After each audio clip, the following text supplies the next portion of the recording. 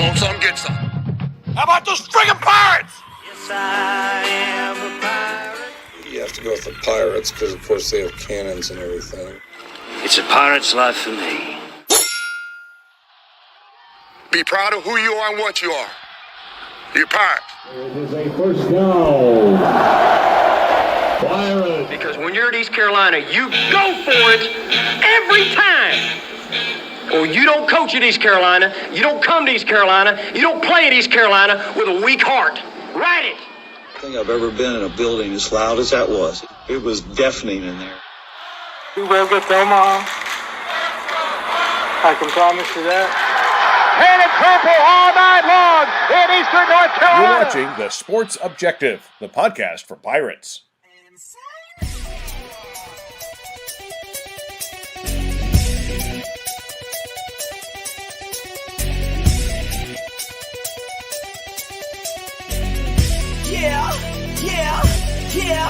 Yeah. My heart is purple and gold. I'm a pirate down to my soul. And I don't back down, not at all. Find out when the cannons explode. All right, welcome into the Sports Objective as we're here live on a Sunday night. Very excited to have with us a very special guest. We'll get into the second. But ladies and gentlemen, it's always a lot of fun to talk to my buddy on air, off air. I'm talking about Kyle from the Grange Barber. What's up, dude? What's going on, guys? It's getting closer and closer to the start of both college and high school football season. And when we talk to Brandon here in a minute about how things are going to Southeast Raleigh, is they're getting ready to kick off their season on the 23rd, and the Pirates kick off their season on the 31st. So, practice in full swing. First scrimmage yesterday for the Pirates. So a lot to talk about. No doubt. The offensive coordinator for Southeast Raleigh, the Bulldogs, and former running back for Conference USA champion East Carolina Pirates, Brandon Simmons. What's up, man? Thank you for having me. Absolutely. Glad to have you. And as a matter of fact, like Kyle said, we're very excited about high school football starting. Hard to believe. It just seems like it's a week later. Is there a reason behind that? I've been wanting to ask you all day, Brandon. Man, look, the way things are now, all these seasons are pretty much merged together. So to be honest, I mean, that's just how it feels. It's just one big season. No doubt about it. We're excited about it. In fact, Martin County High School, they have now the Gators. I'm going to be calling the games this year on the radio. We were doing it last year on the Sports Objective. We'll have that link on the Sports Objective where you can listen to that. It's WIAM 900 and 92.1 FM. It's classic country. A great format, and we're very excited to have that and working on a color analyst. So Brandon Simmons won't be able to do it because he's going to be on the sidelines in Southeast Raleigh. But we'll get our we have the play-by-play being myself, yours truly, and we're working on that. But looking forward to that. It's going to be a lot of fun in less than 2 weeks. Hard to believe high school football is right here. We'll be talking about that in just a minute. But the guys in purple and gold had a scrimmage. The first scrimmage for fall camp. So we wanted to have Brandon back on, not only to talk about, he's going to give us 2 for 1. He's going to be talking about high school football and his expectations for his season. Plus we have, of course, the Pirates. And Brandon, out of the gate, I wanted to ask you, what is it like this time of year for people behind the scenes for fall camp and that first scrimmage? What do you think's going on there from your perspective? Oh, wow. A whole lot. It's funny because the other day I was just talking to a few of my buddies. We were reflecting about preseason and being cooped up in rooms for like 2 weeks, no outside influence, just surviving. Right now, there's a lot of opportunities for guys, and I'm confident when I say this that there's a lot of guys that looks for the opportunity to make plays. There's a lot of talent, and there's a lot of expectations. So, you just have to take it one day at a time. Yeah, obviously the thing that most people are talking about the most is the quarterback battle.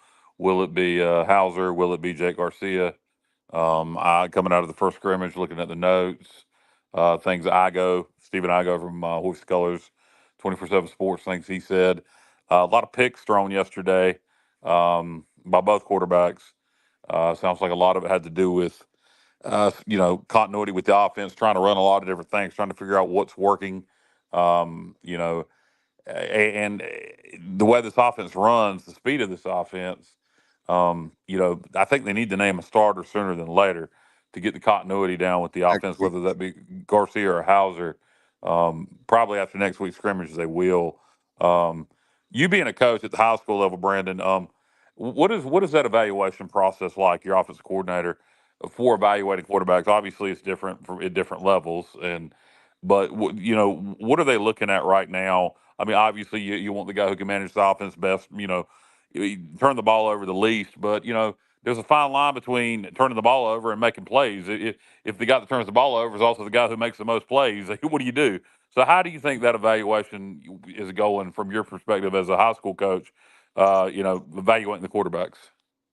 Well, I will say this, from being a quarterback coach myself, it just boils down to I'm looking under every stone. I'm asking the guys to run the offense. Seeing how confident they are when a play is made, and even when a mistake is made. It's a never ending process, and there's a lot to grab onto. But like you said, eventually a decision must be made when it comes to that position, because the old saying, if you have two quarterbacks, you have no quarterbacks. But I'm Yeah. confident when I say this. I know that the coaching staff is, evaluating, who can run the show, who throws it, best, deep, intermediate, under, screen game, who can handle the run checks, the RPOs. There's a lot that goes into it, but I'm confident that these coaches are going to continue to evaluate. What and do you Brandon, make of the new headset rule where now the coaches are going to be able to talk to the quarterbacks up to a certain amount pre snap? The uh, what am I trying to say? Almost like a crew chief and a race car driver. Some of this could be who communicates best with the OC. Absolutely. It's funny that you mentioned that, because the other day I just watched like Days of Thunder, yeah, old school movie in the '90s, and Tom Cruise, and him, driving the car and listen to the voice of Yeah, reason. And you notice at the beginning of the movie, there was a lot of turbulence, there was a lot of confusion, adversity, because at the end of the day, it all boils down to trust. And as a quarterback and as a play caller, the quarterback, you're responsible for building that camaraderie with your play caller, and the play caller is also responsible for building that camaraderie with the quarterback. And sometimes the game might not be seen in the same light. Sometimes the quarterback might have an opinion on the way things should be ran, and vice versa. And right now, that's what we're witnessing. We're witnessing a lot of the kinks. But I will say this: it's a lot easier now with headsets in your helmet than it was, when I was playing. yeah, no no doubt. doubt. I would think, and I see if you agree with this, that I, you got to make that decision after that next scrimmage next weekend, unless there's still just no clear cut winner. And obviously, they're seeing things in practice in between the scrimmages. But I would think after next Saturday, you're 2 weeks to kick off. You really need to go ahead and name your starting quarterback. Absolutely. And the sooner the better. But, like you said, I mean, maybe there's not a clear cut quarterback. And the coaches want to be as transparent and as understanding as possible before they make that decision. Because, like I know, once that decision is made, for the most part, it's pretty much made. Yeah. No doubt. And as far as Brandon, when we're talking about the two quarterbacks, there was 4 interceptions, and I think 2 of them were not their fault. But the defense itself, one of the things I was telling the guys uh, earlier this afternoon is that defense is really good. We have a chance to have a top 25, top 30 defense for sure, which I know people are like, what? Dave's saying what? But it's really good. And so I think you have to give a little bit of slack to the offense, because the offense is brand new as far as the coordinator, a lot of new pieces. And Kyle, I'm gonna give you credit. I thought about you this afternoon when you said it may take a while for this offense to click when in the first couple games of the season. So don't jump off the bandwagon thinking the Pirates are going to have a really bad year. It might be just 2 or 3 games before they really start rolling.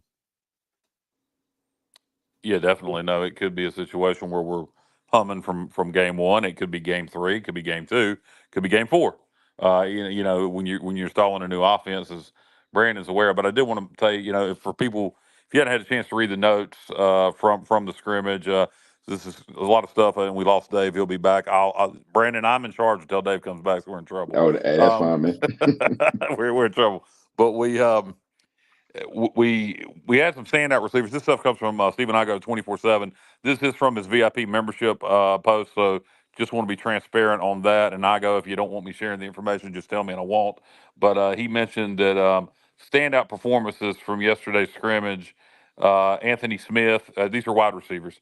Anthony Smith, Winston Wright, Taylor Savage, who I know is going to be playing tight end and receiver, Yannick Smith, and Mike, I'm reading here small print, Levitt. They got sound familiar? Don't sound familiar to me. But Micah Levitt, we're all had standout performances yesterday, along with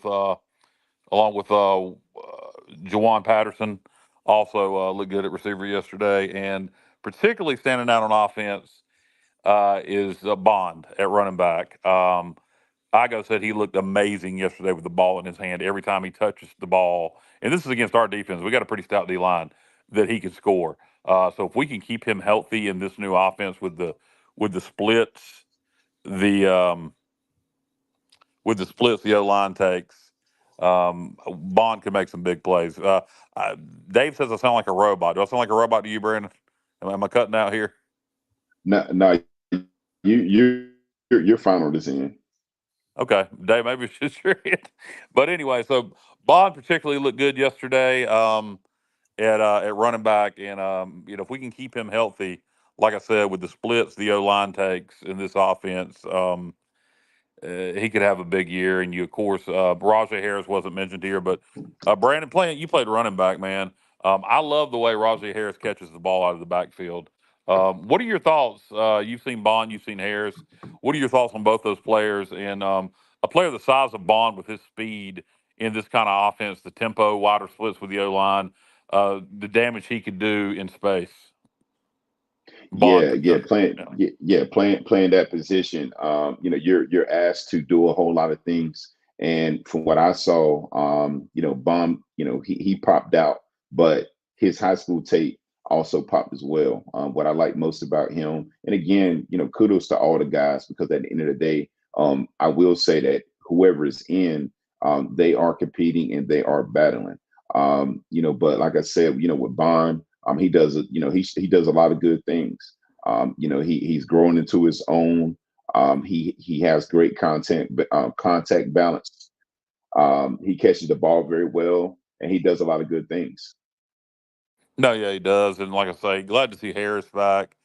Maybe he'll be back to, after second year after knee surgery. Maybe he'll be back to, freshman, sophomore type numbers. And again, really like to see Harris catching the ball out of the backfield. Always has really good hands. Dave mentioned defense earlier. Defense is going to be stout. D line, I don't know that the D line's got the stars on it that you played with when you were here. Those D lines in 08 and 09, both the championship years were stout. I don't know that it has that kind of, star power, but the depth of talent on the D line, I think, is as good as it's been at ECU in a long time. Yeah, absolutely. Now the defensive line depth is definitely higher. And again, the guys you're referring to, the CJ Wilsons and the Lamba Joseph and all those guys, they had a great run when I was there. But most importantly, I think what's happening right now is, looking at the notes and hearing about how the scrimmage went. We don't have a lot of coverage mishaps right now. The secondary is on the same page. From what I understand, that the corners and the safeties did a good job of communicating and being on the same page. So no busted coverages. And again, it's against our offense, and they get a chance to see our offense all the time. But that was encouraging to be on the same page. So, for example, if everyone is playing a cover three, well, guess what? Everyone is playing a cover three, and there's no mishaps. Okay. Last year, at times, the safeties would be playing cover three, but the corners will be playing man or cover two. That just can't happen. So to see that, the secondary is coming together, and to the point where they have a few coverage sacks. That's huge. Yeah, and we got a lot of talent in the back end, just like we did the D line. We got an All American at corner. You got Magazoo back here coaching safeties. So I go mentioned looking at the notes that the very tight coverage yesterday, a lot of contested balls. So that's good to hear. What do you make? You mentioned the notes from the scrimmage. What do you make of Mike Houston calling out young players after the scrimmage, saying we need some guys to grow up and be tougher? Just calling guys out. He didn't call them out by name, but he talked about some young guys that needed to grow up and be tougher. What do you make of that? I mean, I love it because at the end of the day, this is a very important year, and when you sign up to come to East Carolina, you sign up to play in big time ball games, no matter how it's like. So if the expectation this year is to make a run in the conference, I absolutely see no issues with the coaches calling out players. And again, it was not disrespect at all, but the standard is the standard. And if you want an opportunity to make plays, then guess what? When you get your opportunity, you must make your plays. No, I agree 100%. And I have no problem with the calling out players. And particularly in this day and age when players are asking to be paid and NIL's out there, you want to be an employee, you might get treated like an employee. So, I have no problem with it at all. You mentioned expectations. Obviously, Coach Six for Mike Houston, or year six for Mike Houston. Last year, 2-10. We can be transparent and be real. He knows if he has a losing season, he's probably going to be gone. So is the expectation to compete for a conference championship? I think potentially because when you miss Memphis, Tulane, and South Florida, three of the better teams projected in our league. A lot of people have those teams 1, 2, and 3.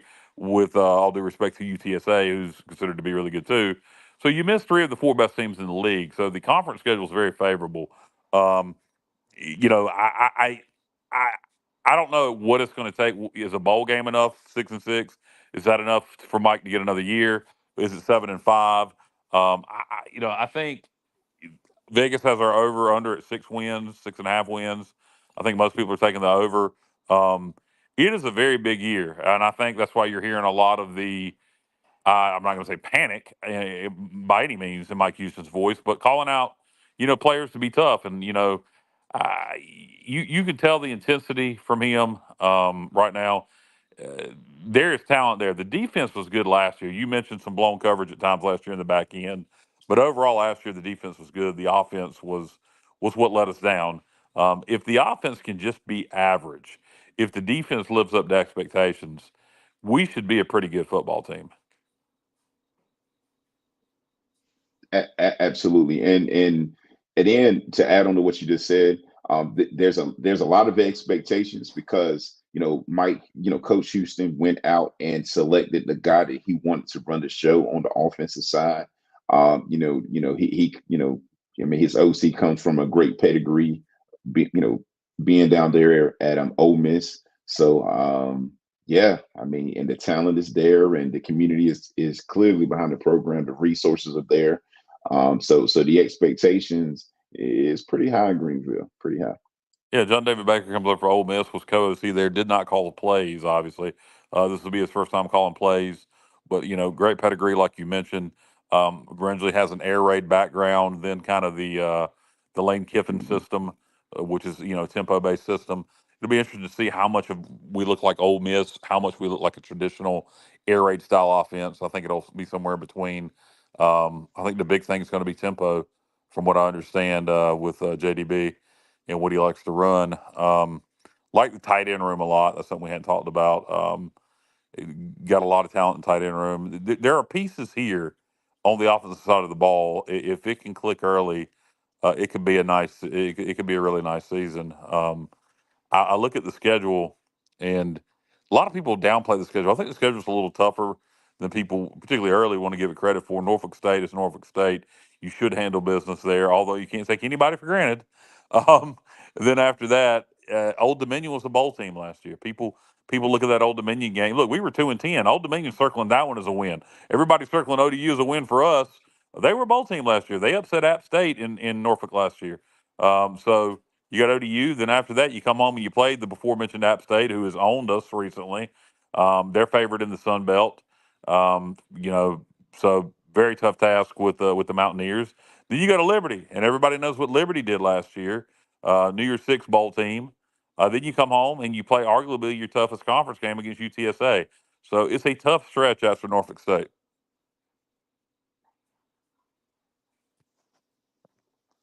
Absolutely. And again, I personally think that the guys need to take it one game at a time. The coaches one game at a time. And looking at the schedule, it might seem a little bit easier than previous years, but the last thing that we all need is to look too far into the future and not take care of business and somehow play ourselves out of a bowl game. Yeah, no kidding. One game at a time. But I will say this: even Coach Houston, first post practice news conference he did or press conference, said we're going to be practicing in the afternoon a lot because we play Appalachian State at 4 o'clock. That's game 3. So I guess some games are circled, but it's one game at a time. Everyone counts the bowl eligibility. You can't even overlook Norfolk State, particularly with a brand new offense. Although I do think it's not to take anything away from Norfolk State. I think breaking in a new offense is good to be playing someone like that game 1. No doubt about it. And by the way, Brandon and Kyle, it's obviously you're not going to show everything during that Norfolk State game. When game 2 and 3, though, like Kyle said, right after that Norfolk State game is a really tough part of the schedule. And if you can manage that toughest part of the schedule is kind of top heavy, if you will. Not to say the back half of the schedule that we can't lose games, but for certain we can do a lot better.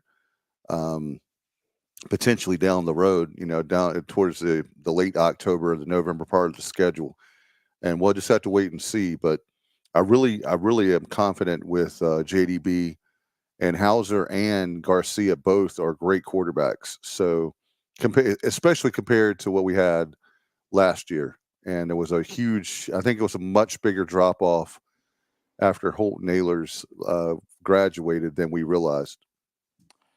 Yeah, I kind of saw it coming, but I didn't think it was going to be that bad. I don't know anybody that thought it could possibly be that bad on offense. That's the worst offense I've ever seen in ECU history. It was atrocious, as we all saw. But like we've talked about, a lot of expectations for this year. Anybody else stand out to either one of you guys that need to be mentioned from the notes from the scrimmage from yesterday? Obviously, none of us saw the scrimmage, but just based on the notes. I know you talked about the with Javius Bond. Obviously, there's going to be a lot of great parts on the offensive side of the ball. I know the wide receiver room is another one that we need to. Yeah, we mentioned several receivers earlier that has standout days. One thing that Igo mentioned was pressure from the defensive ends. I'd have to look at the notes for the name, but one of our DNs was wreaking havoc yesterday. Hopefully, that is a trait of being able to get pressure off the edge and not a problem with the offensive line not being able to block. But those were in the notes yesterday that we were getting pressure pretty consistently. So hopefully that's a good thing. But that's the one thing when you're playing against yourself, something to worry about. Another thing from the notes yesterday, and I've heard Houston really, really rave about our new special teams coordinator, which I believe name escapes me right now. I'm notoriously bad with names. Came over from Pittsburgh. He is really excited about special teams this year and the way we've looked on special teams, kick returns, kick coverage units, etc. So that'll be something to look out for. Will special teams be able to be a weapon for us this year? Yeah, and absolutely. And what's the old saying? So if you win 2 to 3 phases, more often than not, you're gonna win a lot of games. And that's very encouraging when you have the special teams that could pretty much give you a chance to win. For example, in a return game, if you're struggling to score points, if your return game is giving you shorter fields or scoring touchdowns or positioning you to kick field goals, that's a major plus. And then punt block. Hey, if you're struggling for field position but your punt block team is pretty aggressive, I mean, hey, maybe we could steal a few, touchdowns and short fields. So Yeah, that's it could very be encouraging. it could be something to hang your hat on, particularly early in the year as the offense is still trying to click. If you can block some punts, you got a guy like Winston Wright Jr. prior to his car accident injury when he transferred to Florida State. He was a hell of a kick returner at West Virginia. You got Bond that has the ability, the explosiveness, where he could be a hell of a punt returner, kick returner. So I hope the offense is clicking from day one. But if it's not, special teams can give you a shorter field, create plays for you. So yeah, definitely. That's one thing Mike Houston has been consistently excited about is special teams and the new special teams coordinator. So that's positives. Dave, do you anything else to touch on ECU football before we transition over to a little Southeast Raleigh high school football? Well, we do have, if you guys can help me out with this one, we actually have one that just popped up, a question. Put your questions in the comment section for YouTube and Facebook. I want to say hello to Chuck and a guy that's going to be helping us this year, Christian Bateman. Also, Brandon. Hello to he and to him. Irving says, can you guys review the new kickoff rules? I understand significant changes are coming on the kickoff rules. Who is our next Henry Williams? I'm not familiar with new kickoff rules in college football. There may be, and I'm just not aware of them. I know there is a new uh, onside kick rule in the NFL, which I hope is never brought to college football, where you can only do an onside kick if you are trailing, and you have to let the officials know beforehand that you're going to do an onside kick. But if in terms of new kickoff rules, I'm not aware of what you're talking about. That could just be ignorance on my part. Brandon, are you aware of new kickoff rules in college football this year? If it's anything similar to what I saw in the NFL or the UFL, it basically means that they're going to eliminate the all out sprint to, like, on the kickoff team. Basically, what it is the field is cut in half, and the kicker can kick the ball, but the return guys, they're the only guys that can move, and only once they catch the ball, the kickoff team can run, and the return blockers can initiate. But that can't happen until the return guys touch the ball. So if that's the rule, then, like, if that's the rule that they're referring to, then all you really have to do is look at UFL, look at the way the ball is kicked off there. The NFL has adopted that rule. Okay, I don't know if that's what he's referring to. If that is in fact being implemented in the Division One college football, it could very well be. I don't keep up with rule changes like that. Where is Bubba Rosenbaum when you need him? He would know for sure. but He's asleep. yeah, so we'll get back to you on that.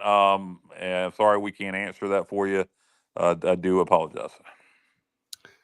No But doubt. if there you go, if that is what you're referring to, then it is what the UFL did this past year that the NFL is now implementing. And how did that affect the game? I didn't watch any UFL football this year, Brandon. How did it was it advantage return team, advantage coverage team, or was it just neutral? More neutral. And I think the reason why they decided to implement the rule is because they're trying their best to eliminate the unnecessary concussions that comes from the kickoff team. And I will say that, and I don't have the numbers in front of me, but a great number of concussions and big hits do occur on the special teams. And it's as simple as, as the kicker's approaching the kick, he kicks the ball as far as he can, but you're getting an all-out sprint to try to get the return guy down. Most times you're running through blockers to get there. And I think that football is trying to reduce that type of contact as much as possible. Okay. Well, if that's what you're referring to, if that is the rule change that is being implemented into college, then Brandon just explained it to you. If not, then we're clueless. So, but anything else before we move over to high school football, Dave? Do we go ahead and acknowledge the ladies from Pitt County for winning the softball World Series in Greenville? It's good to, if you're going to host the thing, it's good to win it. Yeah, not only that, but I'll tell you one thing. They need to have that on campus, ECU softball stadium, if possible, every year because Yeah, they hosted it today, right? because of the weather, because of Tropical Storm Debbie, it messed up the field where they were hosting there on Elm Street. Don't get me wrong; those fields are awesome, but it was very cool to have it this weekend. They made a great plan B of playing it there at ECU at the softball stadium.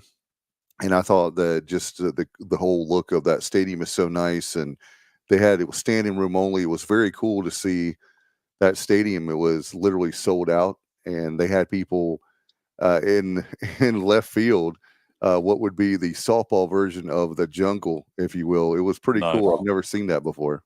Yeah, I wonder how many cities, counties, Pitt County, have won the College World Series. Excuse me, the Little League World Series in baseball, which I believe was in '99, and then win the Little League World Series in softball. That has cannot have been done by too many places that you can claim both those titles, even though it's been 25 years apart. Still pretty impressive. Yeah, and they had another team that didn't make it quite as far. Like it was 2016, I think that's right. But Yeah, hey, I remember that. it was 2016, I believe, off the top of my head. But yeah, Kyle, they have with baseball and softball in Pitt County is to say it's elite is an understatement. By the way, former pitcher, speaking of baseball, of East Carolina under Coach O, John White says college football has not adopted that new kickoff rule yet, reviewing it and possible for 2025. So, Okay, good deal. Well, no new kickoff rule for this year. all right, there you go. So we still have that. I know, Brandon, like you said, you're a football guy, so you know more about obviously football than I'll ever know. And as far as concussions go, and I understand that part. I just don't want it to be where, and no offense to people with flag football, but I'm just worried that the football is going to get to where it's just flag football. I say that tongue in cheek, but yet it could happen.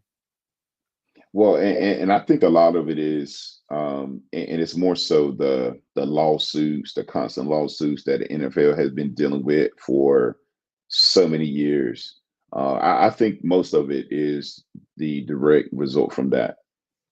Brandon, what are you seeing in high school football? You're in a large area in Raleigh, Wake County. So it maybe doesn't affect you guys as much, and you're a magnet school. But it seems like kids don't want to play football as much as they used to. You got parents being hesitant. I know where our buddy Stevie Fly coaches up at Northeast Academy. It's 8-man football. He's got 10 players this year. 10 players Wow. for his 8-man football roster. So everybody's going two ways.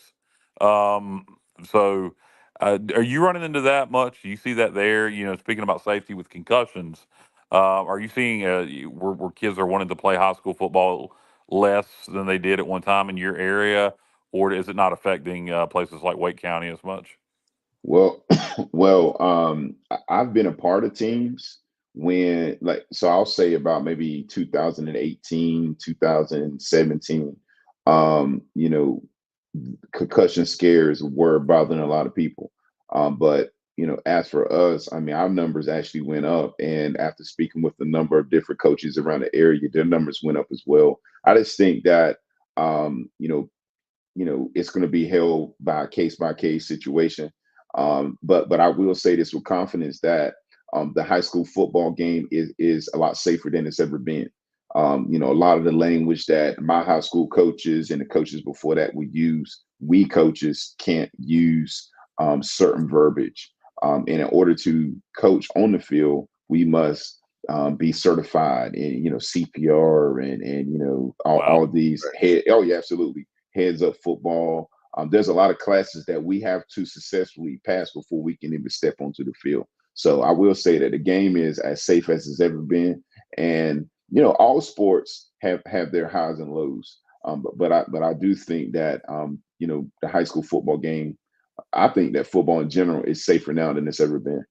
It sounds like it's on Yeah. the upswing. There you go, Justin Butts. They play 8-man football at Wayne Christian, and they got 40 players for their 8-man team. There's just about enough players to go and play 11-man football.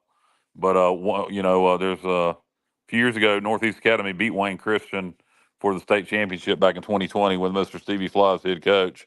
But Yeah, you know that. I don't think that's going to happen this year. You got 40 Well, guys on your roster, tell you, Justin, and but Northeast Academy's got 10. well, here for us, we have for Martin County High School football, the Gators. We have this is the best year we had in a long time, guys. Numbers wise, we have 56 guys on our roster. 56, and what killed us was not because of people being scared of football. It was COVID.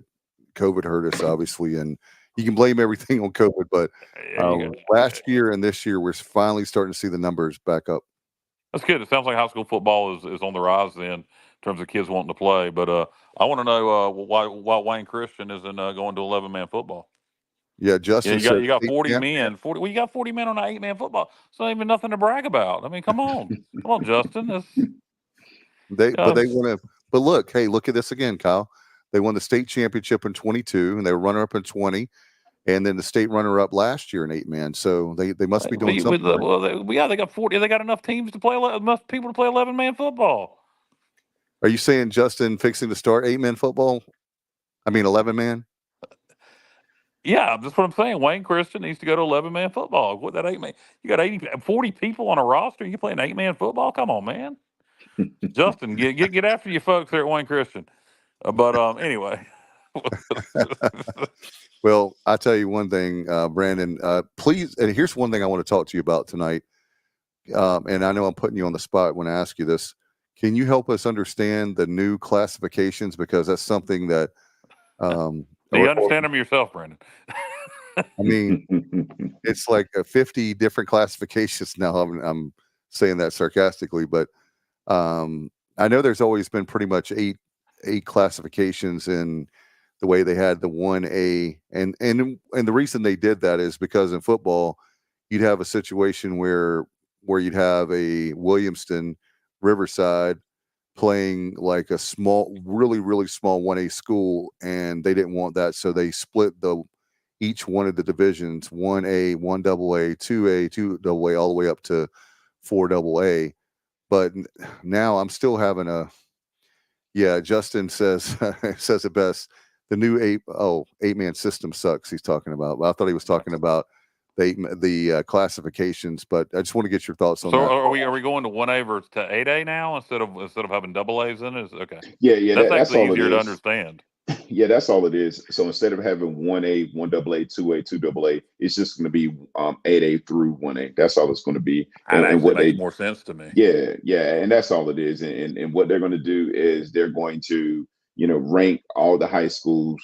Obviously, that the population in school from the smallest to the biggest, and then they're going to cut it into 8 different divisions. That's all it's going to be. Okay, that actually makes a lot of sense. So sometimes change is good. That makes sense based on population 1 through 8. What is Williamston designated this year? We're 2A. 2A. Yeah, and what about Southeast Raleigh, Brandon? We're 4A at the moment. We're 4A. Okay.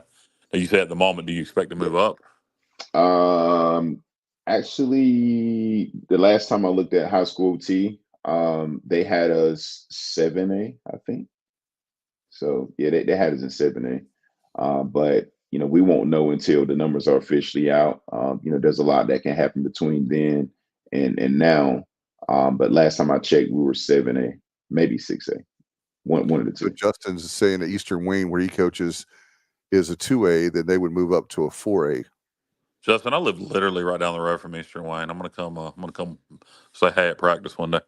Kyle's going to try out for the team. Justin, what do you think? Can he be like Billy Madison and go back to school? I'm not trying out for any team, Dave. Brandon, let's talk about Southeast Raleigh football. How is practice going? You're the offensive coordinator, assistant head coach. How's practice going? How are you guys looking for this year? You said you got some unfinished business to take care of. And who is coming up week 1 on August 23rd? Who's the first victim? Oh wow, first victim. Oh, I wouldn't say all that. But you didn't. So, I did. So first, you just said. so first, first as far as practice, for us coaches and players, it's been a long process. I mean, we've been pretty much working hard since our season ended last year. Last year was the first time in about a while that Southeast Raleigh has returned to playoff contention. And once this year was over, a lot of the returning players were excited and ready to go. So we had a strong off season, winter, spring, summer. Winter and spring. Most of our athletes were part of other sports. We're a 4A school, but we do encourage our athletes to be a part of as many sports teams as possible. And the guys that weren't playing a sport, they were hanging out with us. They were lifting and they were conditioning. We had a strong summer. We had good numbers. We did a lot of 7-on-7, a lot of the lifts. There was a lot of stuff going on. I was very, very busy. Now for preseason, now we're actually in school right now, and we've been in school since July the 22nd. Good Lord! Unlike most people, we are a Year-round year-round school. Mod Okay. 5. Yes, absolutely. So we in school right now, and we have been in school for the past few weeks. But as far as the spirit of practice, when we were able to get outside, we got outside. I mean, like Eastern North Carolina, rain has been an issue, heat has been an issue, but our guys never complain. We'll stay inside. We'll do a little bit of board work. We'll get a lift in. We'll do run throughs in the gym. But our guys never complained about it, and our coaches haven't complained about it as well. So we're very excited about how hard our guys been working. Next week, like you said, we do have our first game, and we are excited about our first game. But we have to get to our first game. Due to our scrimmage, so we were supposed to have a scrimmage on Saturday against Cardinal Gibbons. We had to bump that to Monday because we lost Friday. The weather messed up a lot of things, Right. and we just had to adjust. But we have Cardinal Gibbons tomorrow on the scrimmage, and then Friday we scrimmage against Reagan at our jamboree, and then next Friday we have our game. So we still have some things to clean up and to work through before we even make it to game one. But our game one opponent will be Enlow. Hey, Kyle, did you hear they're actually breaking ground for the Brandon Simmons indoor practice facility at Southeast Raleigh, even before East Carolina got it? I would believe it. Actually, I would believe it 100%. So you play Enlow game one. Tell me about Enlow. Not even familiar with the name. Oh, so Coach Clark, he's doing a great job over there at that school. Where are they located? He's in Raleigh, North Carolina. Okay, they're in Raleigh. They're located in Raleigh. They're not too far from us. They're one of the older schools in North Carolina. They're known for graduating a lot of scholar athletes and scholars in general. And Coach Clark, he's doing a good job over there. He's an alum from the program, and he's built the program from the ground up. He has athletes that are getting attention from college recruiters, and they do a good job of giving back to the community. So we're excited about that game. We will be playing in the Southeast Classic. That's what it's called. So we will be playing for a bell, and our goal is to retain the bell. I don't know why I hadn't heard of that school. I'm not that I know the triangle schools by heart anyway. Growing up in Eastern North Carolina, I know all the schools in Eastern North Carolina, but it sounds like it's a tradition-rich program and a tall task in game one. But you said Cardinal Gibbons scrimmage Monday, and then you said you have a jamboree this Friday. Is only one other team taking part in your jamboree, or is it a multiple team jamboree? Oh, it is a it is a multiple team jamboree. It is. I mean, top to bottom. I mean, there's a lot of stuff going on. There's a lot of teams that are competing at a high level, and we're blessed enough to host it. So just to give you an idea of the teams that will be competing, and I want to pull up my list to make sure that I cover everybody. So game one will be Sanderson versus Holly Springs. Sanderson, that's the traditional power in Raleigh. Matter of fact, they sent a few guys into the NFL, and Coach Brooks did a great job. Holly Springs, they're always in contention to win their conference. So we're going to lead off with them. And then after that, we have us versus Reagan. And Reagan, their quarterback, just committed to NC State as a dual sport athlete, baseball and football. And from what I understand, they got a primetime receiver as well, and they're well coached. And then you have Heritage versus Panther Creek, and Coach Wallace Clark. He's doing a good job over there. At Heritage, and there's just a lot of stuff going on there. But after that, we have Gardner versus Athens Drive, and their head coaches are doing a great job there as well. So that's our 2024 Bulldog Bash lineup. When we're not playing, we're going to be working our jamboree, but we're excited about hosting some of the best teams in the region. Yeah, no doubt. And I'm assuming that's open to the public. Everybody can come out and buy a ticket Oh, and go. absolutely. Yeah. Panther Creek. Please tell me their mascot's the Panthers. The Catamount. Are you serious? Yes. Well, that's just horrible. the mascot's built in. How do you not call yourself the Panther Creek Panthers? Okay, all right, whatever. Dave, how did Martin County decide on the Gators? Ain't no damn Gators in Martin County. Well, so A lot of swamp. I mean, I'm not saying there couldn't be a gator. Gators go that far north. We have the Alligator River. I've seen gators in between. I've seen gators on those ditches on the way to the Outer Banks on 64. But I've never in my life. I grew up. You know where my dad lives. I grew up on a farm with a swamp in the back, and never once seen a gator in Martin County. So how did y'all decide on the gators? Well, I've actually heard a couple people tell me, which I don't believe, but that's a whole nother story, that there's gators that's been spotted in the Roanoke River. I will ask. I will ask my dad. My dad will know that. My dad will know that answer. Heard that, but the scuttlebutt is, the problem we have is that, not problem, but as far as the mascot, a lot of us wanted Mustangs. However, Martin County Mustangs, but because we knew this day was coming where we were going to consolidate into one school. Martin Community College is the Mustangs. So the Martin Community College Mustangs, so they didn't want to compete with the community college and the high school having the same mascot.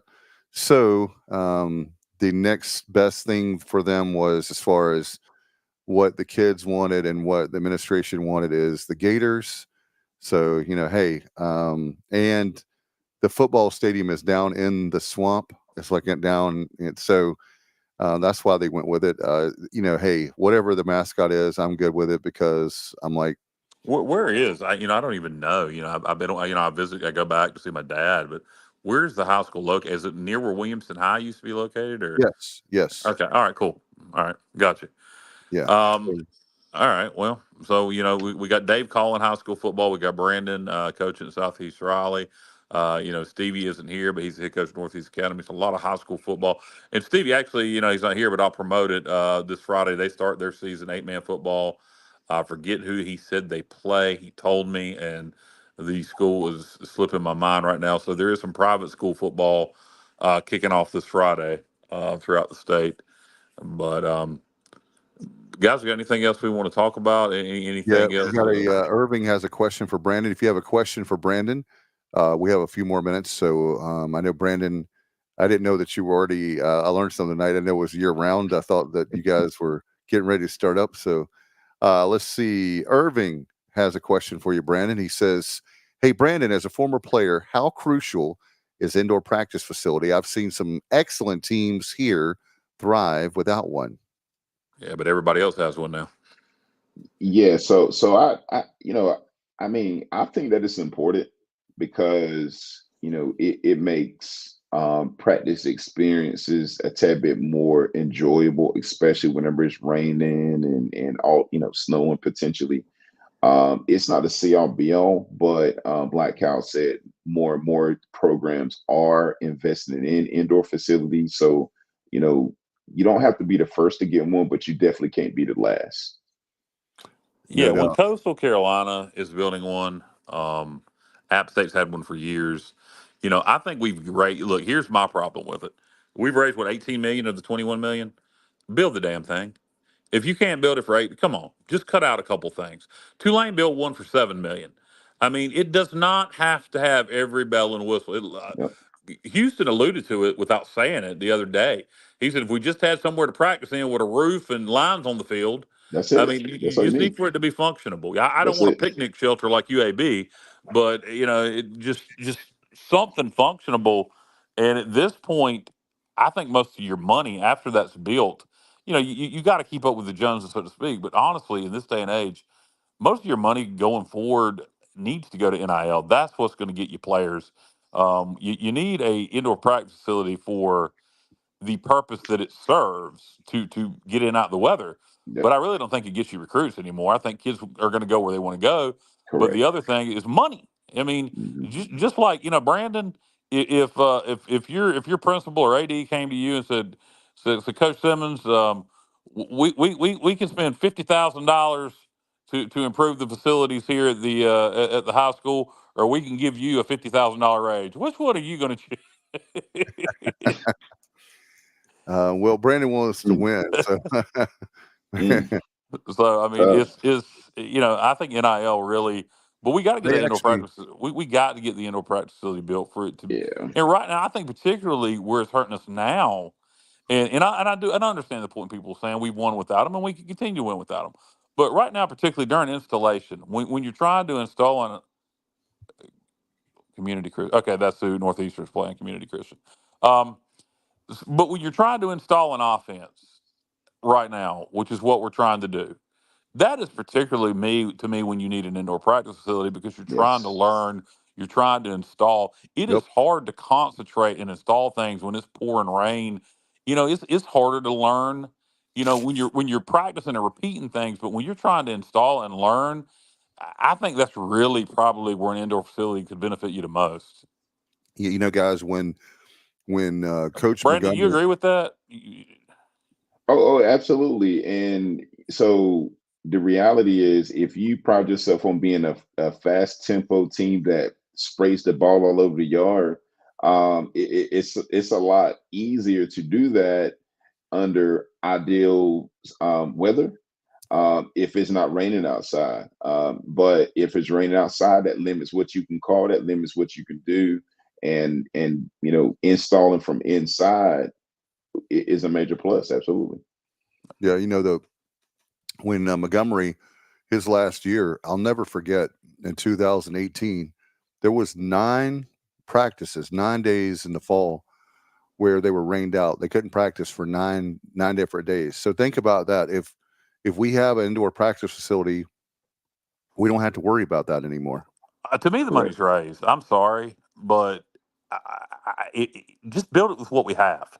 I mean, maybe I'm ignorant. Maybe something needs to be explained to me. John Gilbert will welcome you back on the podcast anytime, and get detailed information on why we just can't build it with what we have. You could readjust what you planned on spending, spend less, and build it. I mean, I don't understand. I mean, we have 18 million raised, correct, Dave? Am I wrong on that number? What's that? The amount we have raised for the indoor practice facility at this point, wasn't it 18 million? No, we're way over that, like 21, 22 million now. So what is the goal to build it? What was the amount? Well, that's the thing, is that it keeps if we don't go ahead and start we need a lock in a price. Okay. Well, just build it. Build it. If you can't get that thing built for that amount of money, come on, give me a break. I don't know what we're doing. But anyway, I'll get off that tangent. Brad, what do you foresee this year just for Pirate football from the outside looking in? You follow the program closely as a former player. What do you think? What is your what would be a successful season to you for the Pirates this year? 7 to 8 wins. I'm sorry, 7 to 8 plus wins. Returning to a bowl game. And win it, right? And win it, absolutely. It's the minimum 7 wins and a Yeah, bowl game. absolutely. Yes. Okay. Yes. All right. I agree with that.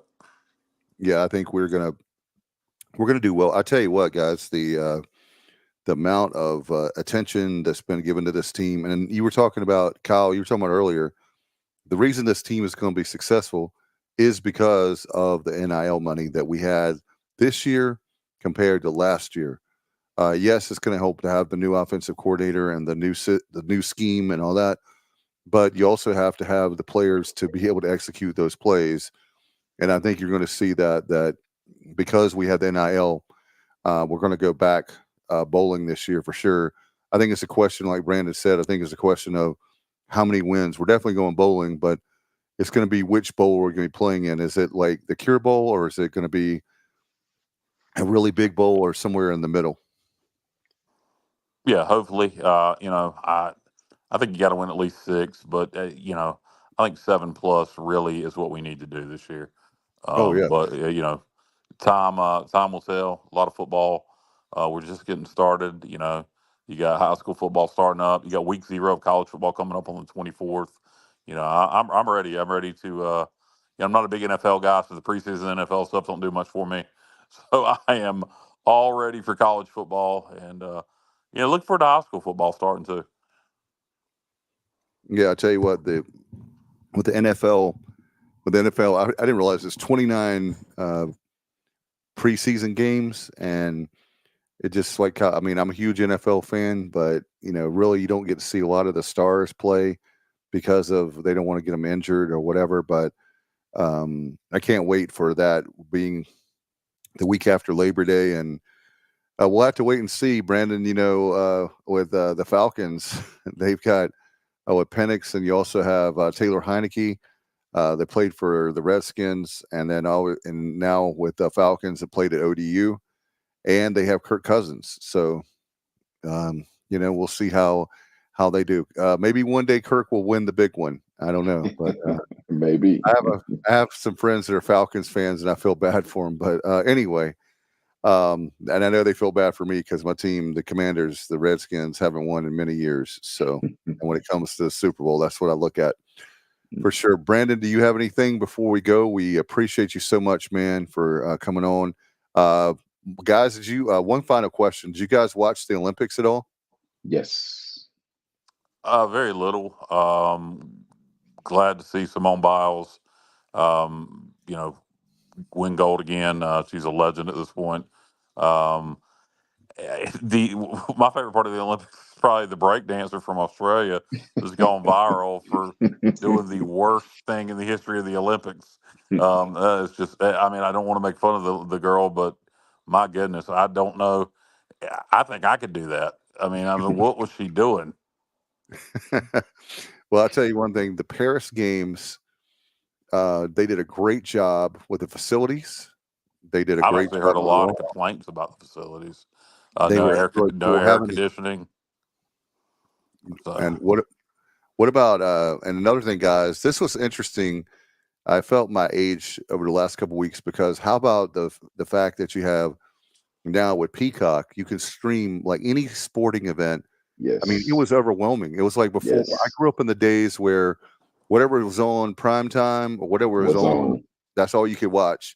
And now, man, I just found myself, okay, I could be watching this, but wait a minute, over here is gymnastics. Wait a minute, over here is, it was a little bit, it's different consuming, as they say. I'm going to have to get used to that, but really excited. Going to try to make the trip out to LA in 28 because wow, nice. That's going to be the last probably time that I'll ever be able to see, definitely on our soil, the Summer Olympics. Maybe I would have to travel abroad, but as far as the Olympics, it's 40 years ago was the last time in LA. And of course, 96, we had it in Atlanta, but we'll see. And what year is it? We've got the Olympics coming for Winter Olympics. They're coming back to Salt Lake City. I think it's 2030, 32. Yeah, I think it is something like that. No, but yeah, but like you said, I mean, I actually enjoy the Olympics, and a lot of that might be because I'm also a track and field coach as well. So getting the chance to watch the relays, the 4x2, the 4x1, the hurdles, the long jump, the triple jump. Even today, got a chance to catch up on some basketball. Like I actually watched our female USA team, play, and then yesterday I watched the guys play, and then lastly in my room, because we have TVs and all that, but I was I got a chance to pull up the Peacock app, and when my kids were working independently, I'll have the multi-screen up so that I can follow it, and if there was something entertaining going on, I'll blow it up, and I enjoyed it absolutely. But like you said, there's a lot of content. Oh my goodness, there's so much content. But I was able to zero in on what I want to see. And I think that's the key is that before even when they had the Atlanta Olympics in '96 and '84, you were at the mercy of them, whatever they're going to show you. And they already Yes. you already knew ahead of time. They saved, and I understand why they had to do it that way back then, but you already Dave, did you knew. just put a chew in your mouth? I mean, what is, No, it's a piece of gum. okay. All right. So they knew what to they knew, like, the gymnastics have that at night. The problem was by '96 that you already knew that the men or the women won, and so it's like I well, didn't. I did not. I did. I watched that as it happened. I had no idea that Carrie Scruggs had broke her ankle and was going to hit the landing with one leg. So I saw all that live. That's one of my favorite Olympic memories is watching her. You can do it. You can do it. From Bella Carosi to Carrie Scruggs. Also another. I love that '96 Olympic gymnastic team, the Dream Team, or no, not the Dream. What was it Oh called? yes. Not the Dream Team. That was basketball. '96 Olympic team. They had some special name. You had Dominique Moceanu. I remember her doing Hmm. the Devil Went Down to Georgia floor routine. That '96 female gymnast team was special. no doubt, and we'll have to wait and see how. Obviously, The 4 the years Fabulous Five. Is that what it was? I don't remember. Somebody help me out in the comments. They had a nickname. that I don't know off the top of my head. I remember Richard Jewell and all the craziness at the Olympic Park and that bombing at Olympic Park. I think it was Eric Rudolph instead of Richard Jewell, but he went through all Correct. that. Yep. Yeah. They That made a was movie about crazy. that recently. Yep. Yep. All right, Brandon, good luck to you, man. I know that we're very excited for you. Obviously, excited for high school football, college football, pro football. Just the fact that football, it seems like it's been an eternity since the Super Bowl. Um, I know everybody loves and I know everybody loves the UFL, or a lot of people do. I think that was, let's see if anybody has that. Not the U.S. Army, Dave. Did you hear about that? What's that? Oh yeah. The U.S. Army is suing the UFL or potentially suing the Magnificent Seven. Thank you, John. The that was the Olympic team in '96, the gymnast. But the Army is potentially looking to sue The Rock and the UFL for they invested around $12 million in the UFL. $6 million of that was going to be tweets from The Yep. Rock on social Heard about that. media, and The Rock did not meet that agreement, and they lost money and did not get one single recruit from UFL from Wow. promotion through the UFL. Mm. So some it's very interesting. No doubt. We'll have to wait and see what I didn't know that. I will have to check that out and read about that. I missed that somehow. But Brandon, good luck to you, man. We appreciate you coming on tonight, and we try to keep the show at an hour. So thank you so much, and good luck. And don't be a stranger. Hopefully, we get you back on during the season. Absolutely. Thank you for having me. No doubt. All right, for myself, Kyle, and Brandon, you've been watching and listening to The Sports Objective. Is TSO Sundays all summer long, and we'll see you next time. And as always, go Pirates.